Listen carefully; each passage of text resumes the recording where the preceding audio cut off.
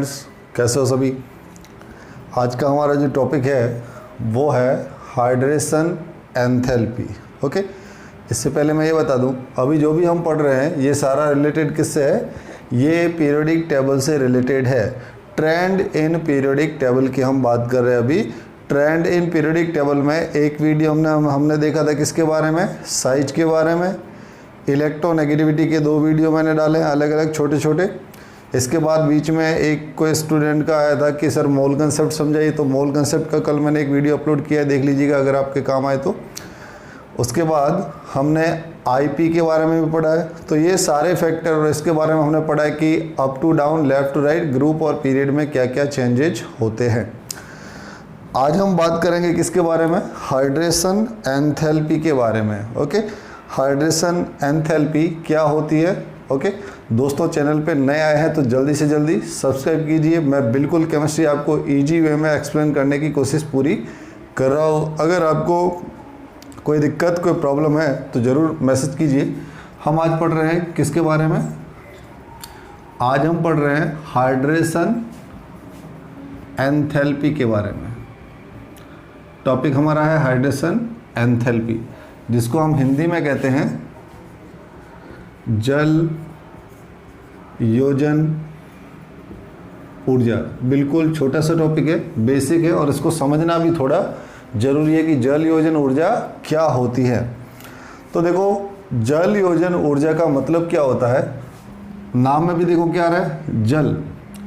जल मतलब वाटर, और योजन मतलब क्या होता है, जुड़ना, है ना।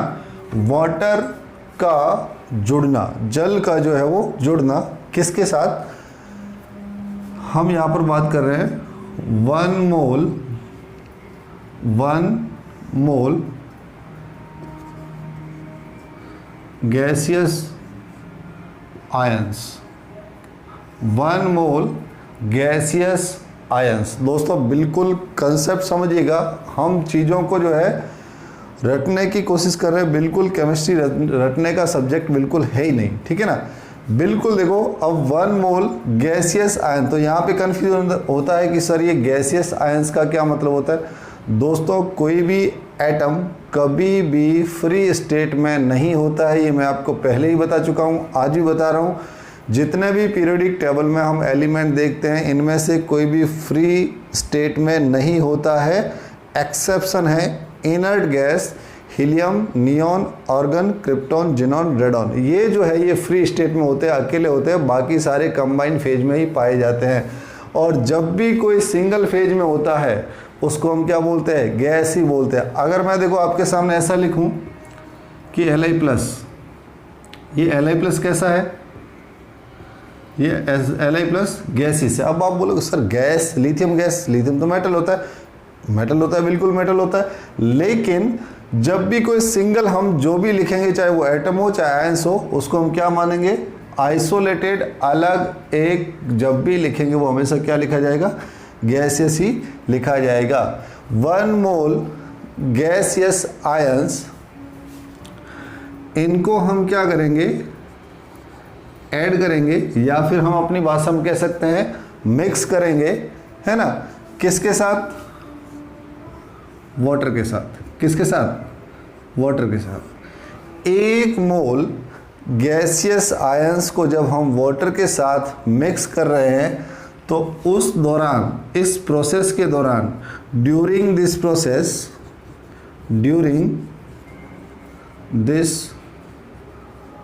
प्रोसेस चेंज इन एनर्जी या फिर एंथैल्पी, इस पूरे प्रोसेस के दौरान जो एनर्जी या एंथैल्पी में चेंज होता है उसी को हम क्या कहते हैं, जल योजन ऊर्जा। इसी को हम कहते हैं जल योजन ऊर्जा कहते हैं, ठीक है ना।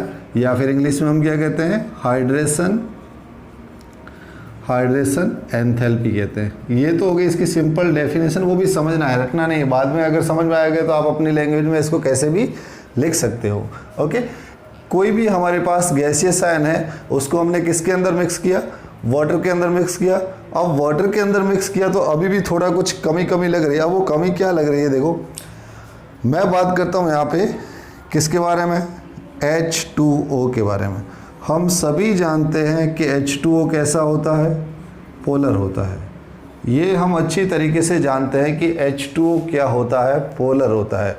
पोलर मतलब क्या होता है, ध्रुवीय। ध्रुवीय मतलब क्या होता है, जिसके अंदर दो पोल हो।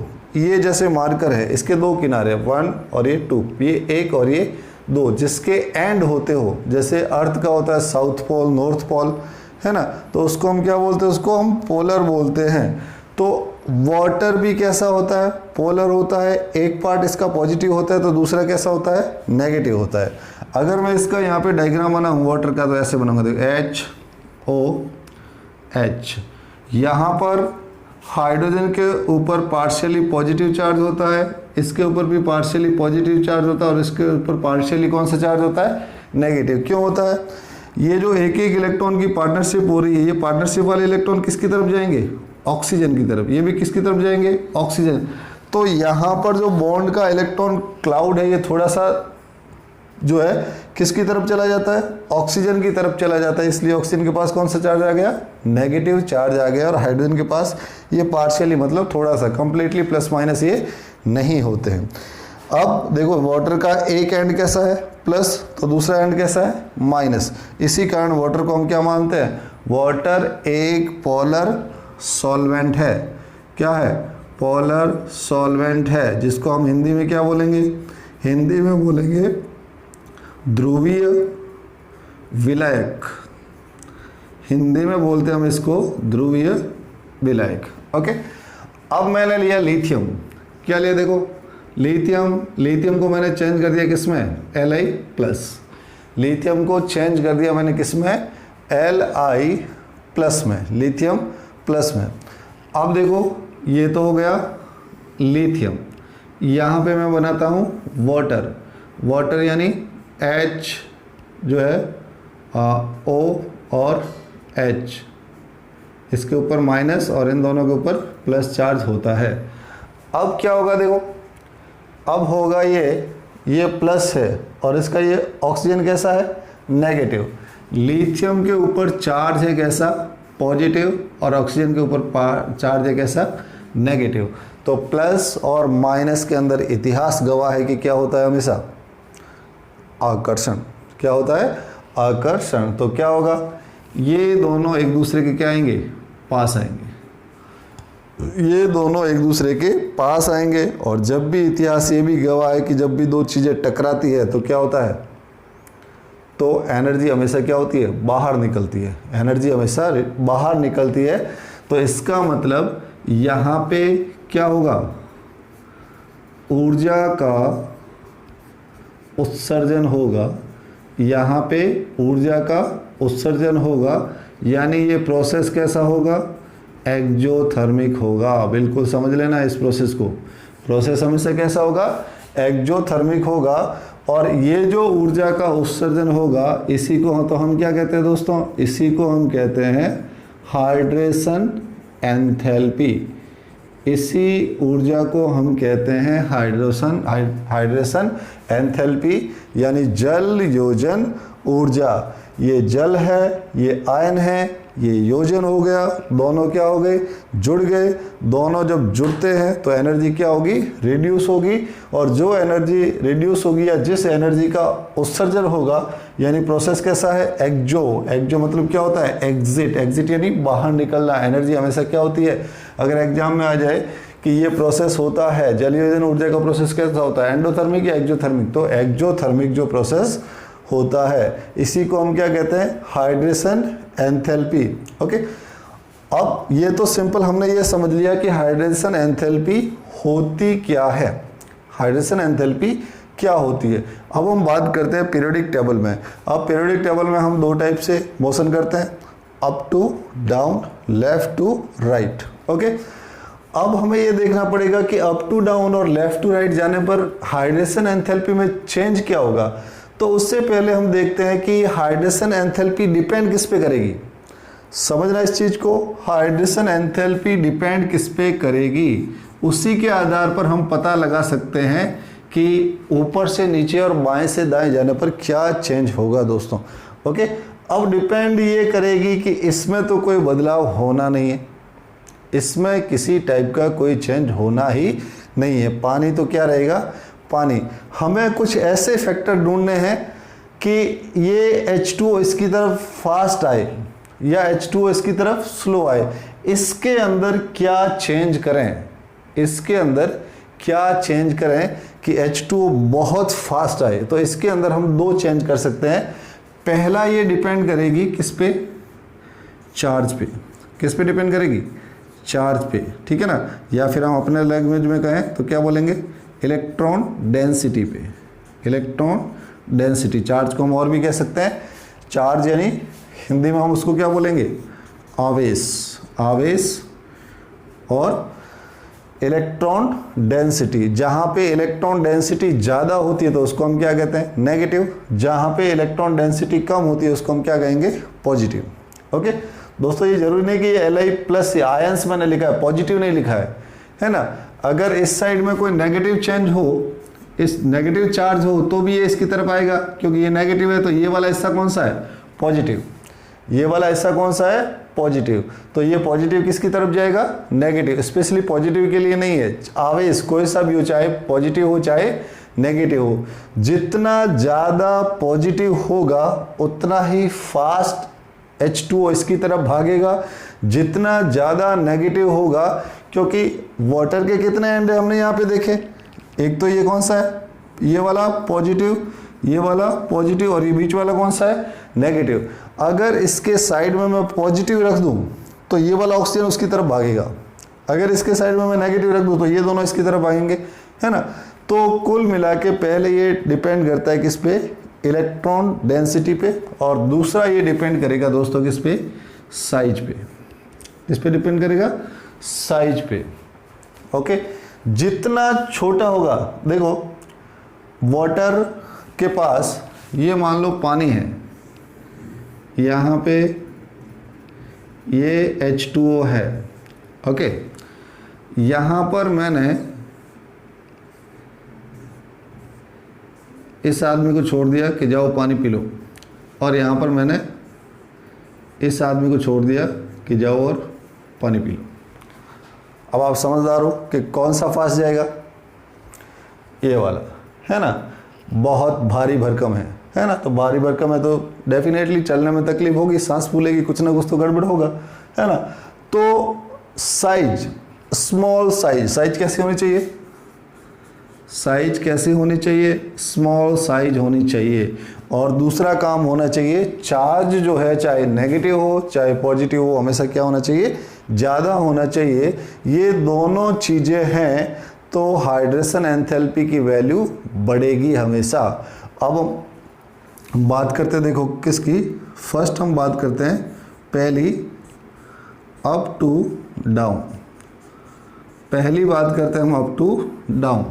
अप टू डाउन जाने पर हमें ये पता है, हम पहले वीडियो में पढ़ चुके हैं साइज के बारे में। अप टू डाउन जाने पर साइज दोस्तों क्या होती है, साइज हमेशा बढ़ती है। अब साइज बढ़ेगी तो क्या होगा, साइज ज़्यादा होगी तो हाइड्रेशन एंथैल्पी क्या होगी, कम होगी।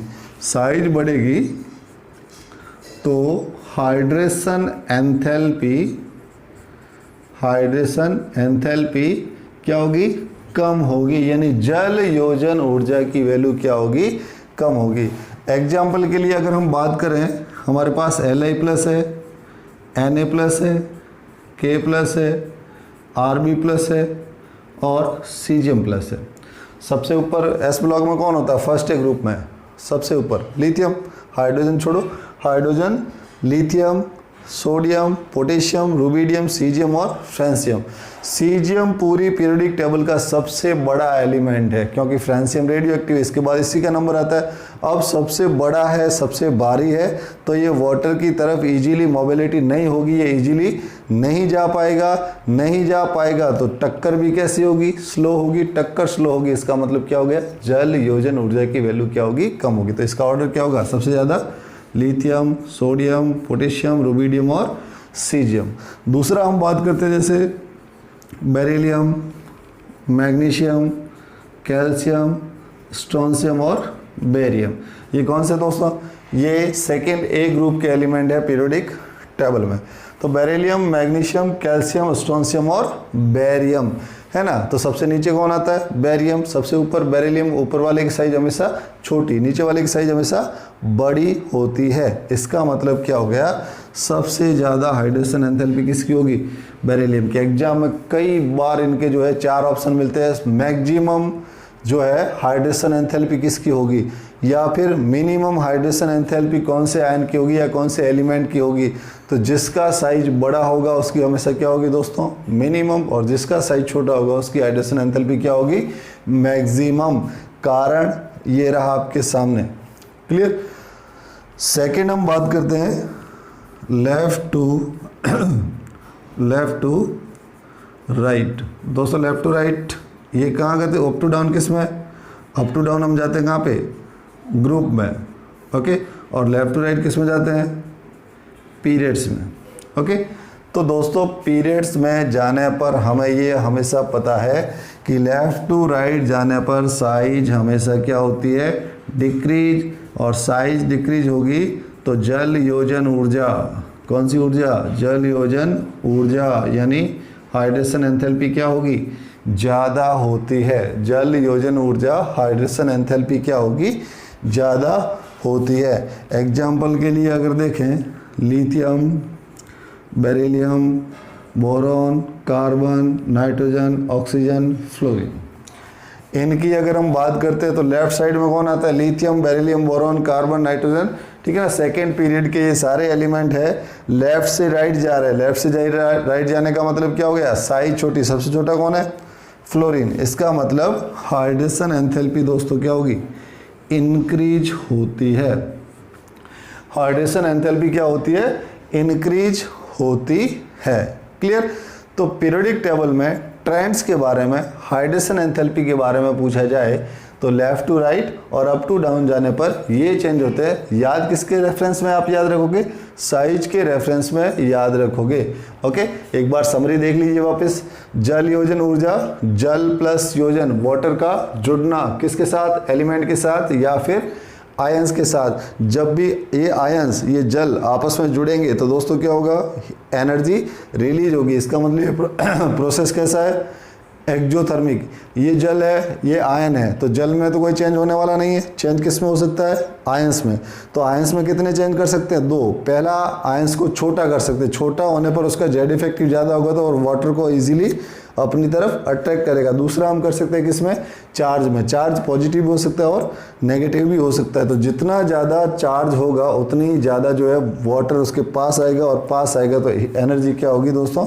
ज़्यादा होगी। क्योंकि H2O कैसा है? पोलर है। नेगेटिव चार्ज भी होता है इसके पास और पॉजिटिव भी होता है। ओके दोस्तों, वीडियो अगर पसंद आया है तो जल्दी से जल्दी एक सब्सक्राइब कर दीजिए और वीडियो को थोड़ा शेयर कर दीजिए ताकि उन सभी लोगों तक ये वीडियो पहुंच सके जिनको अभी उनकी रिक्वायरमेंट है। इसमें अगर कोई डाउट हो तो प्लीज़ आप इनबॉक्स में जाके मैसेज भी कर सकते हैं मुझे, और व्हाट्सअप नंबर भी मेरे डिस्क्रिप्शन नंबर में आपको मिल जाएंगे। ठीक है। और अगर आपको किसी टॉपिक में कोई दिक्कत आ रही है तो प्लीज़ मुझे उस टॉपिक का आप नाम लिख के व्हाट्सअप कीजिए या इनबॉक्स में मैसेज कीजिए। मैं उसी टॉपिक का वीडियो बनाकर आपके सामने पहुंचाने की पूरी कोशिश करूंगा। कल एक स्टूडेंट ने डाला था मोल कंसेप्ट के बारे में 2 दिन पहले, तो मैंने आज उसका वीडियो एक पोस्ट किया मोल कंसेप्ट का, देखिएगा। अच्छे एक्सप्लेनेशन के साथ मैंने उसको एक्सप्लेन किया है। आगे हम देखते हैं। Best of luck.